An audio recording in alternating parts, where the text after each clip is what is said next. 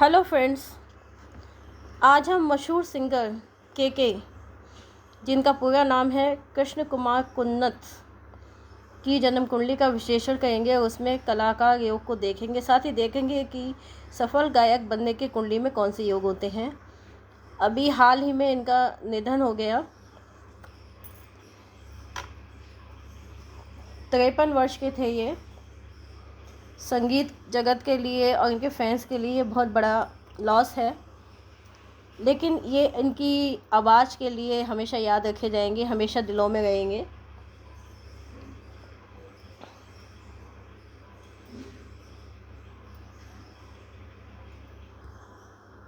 ये है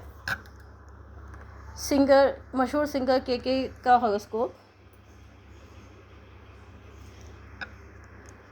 उससे पहले हम इनके बारे में थोड़ा सा जान लेते हैं कि ये एक सफल भारतीय पार्श्व गायक रहे हैं। इन्होंने हिंदी, तेलुगु, मलयालम, कन्नड़, तमिल फिल्मों में बहुत से गाने गाए हैं। इनका जन्म जो है 23 अगस्त 1968 को दिल्ली में हुआ था और इनकी जो डेथ है 31 मई 2022 को कोलकाता में हुई थी। ये मैरिड थे और इनके 2 बच्चे हैं। ये है मशहूर सिंगर के का हॉरोस्कोप। मिथुन लगन का हॉरोस्कोप है, जिसका लॉर्ड होता है बुध।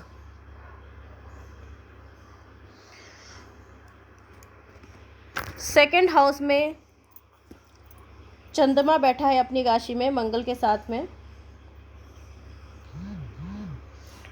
थर्ड हाउस में बैठे हैं शुक्र, बुध, सूर्य और बृहस्पति। फोर्थ हाउस में बैठे हैं केतु। 10th हाउस में है राहु और 11th हाउस में है शनि, जो कि वक्री होकर बैठे हैं।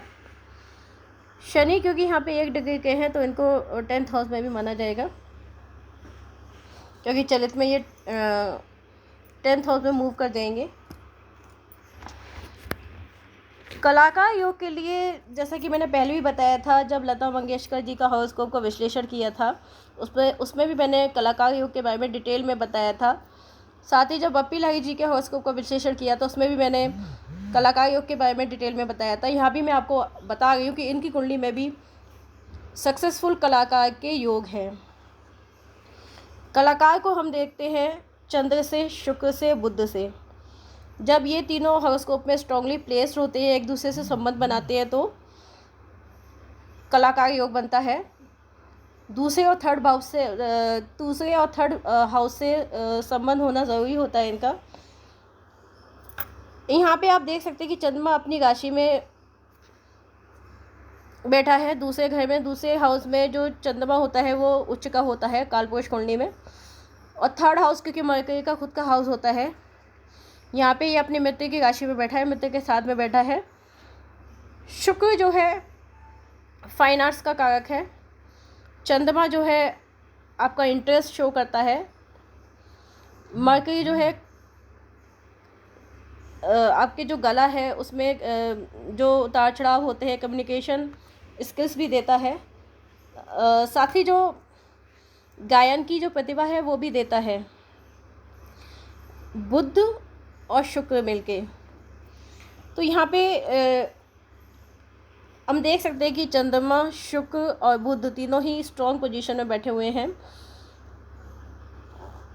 जब इन तीनों का संबंध शनि से या 10th लॉर्ड से बनता है तो जातक इसको एज अ प्रोफेशन अपनाता है। तो यहाँ पे हम देख सकते हैं कि जो 10th हाउस का लॉर्ड है वो जुपिटर है, वो भी बैठा है शुक्र के साथ में, बुध के साथ में, थर्ड हाउस में, जो कि बताता है जातक अपनी मेहनत के द्वारा, अपनी कला के द्वारा धन उपार्जन करेगा। साथ ही जो कर्म कारक है शनि, उसके भी त्रिकोण में ये योग आता है, शुक्र आता है, तो उसका संबंध भी शनि से हो जाता है। तो यहाँ पे क्लियर पता चलता है कि जातक जो है कला को अपना प्रोफेशन बनाएगा। यहाँ पे जब इस योग में सूर्य आ जाता है तो जातक जो है अपनी कला के द्वारा नेम फेम कमाता है। और जुपिटर जो है धन का कारक भी है और जातक को जातक को रेस्पेक्ट मिलता है सोसाइटी में अपनी कला के द्वारा। लक का स्वामी भी है जुपिटर, तो जुपिटर का भाग्य भी उसका साथ देता है यहाँ पे। और जातक जो है अपने क्षेत्र में बहुत उन्नति करता है, ऊंचाइयाँ प्राप्त करता है, क्योंकि यहाँ पे केतु का 4th भाव में होना जो है ध्वजा योग बनाता है। केतु का जो 4th हाउस में होना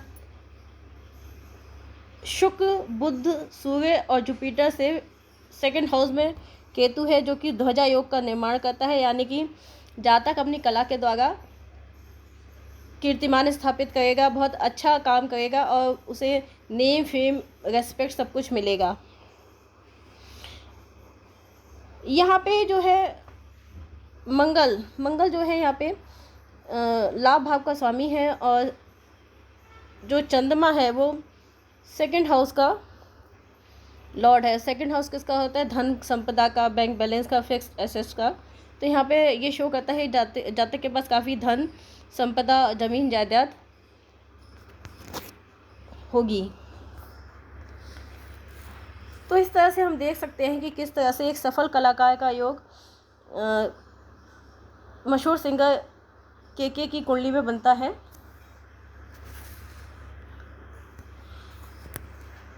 यहाँ पे जो शुक्र और गुरु का योग है 3rd हाउस में, जब भी जुपिटर से गुरु जो गुरु होता है, जो जुपिटर होता है, जो आपके भाग्य का स्वामी होता है, उससे केंद्र में शुक्र होता है, तो ये गंधर्व योग पैदा करता है।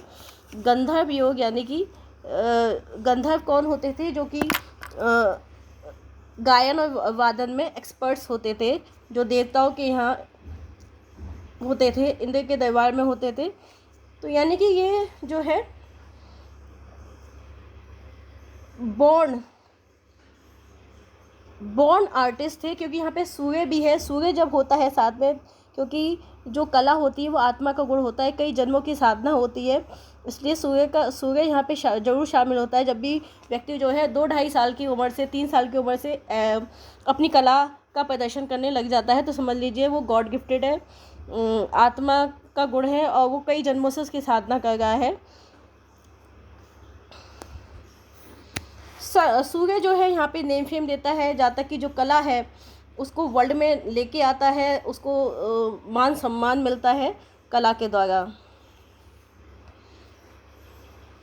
इसी कारण जो जातक है, जो सिंगर जो हैं ये के इनको इतना ज़्यादा प्यार, इतना ज़्यादा सम्मान और इतना ज़्यादा लोग मिस कर गए हैं। इनके गाने इतने ज़्यादा सुरीले, इतने मंत्र मुग्ध कर देने वाले होते थे कि सभी लोग इनको याद रखेंगे, कभी भूल नहीं पाएंगे। तो फ्रेंड्स, अगर आपको ये वीडियो पसंद आया हो तो इसे लाइक करना मत भूलिएगा, साथ ही इस चैनल को सब्सक्राइब कर लीजिएगा और बेल आइकन को प्रेस कर दीजिएगा, ताकि नए वीडियो का नोटिफिकेशन आपको टाइम से मिल जाए। Thank you.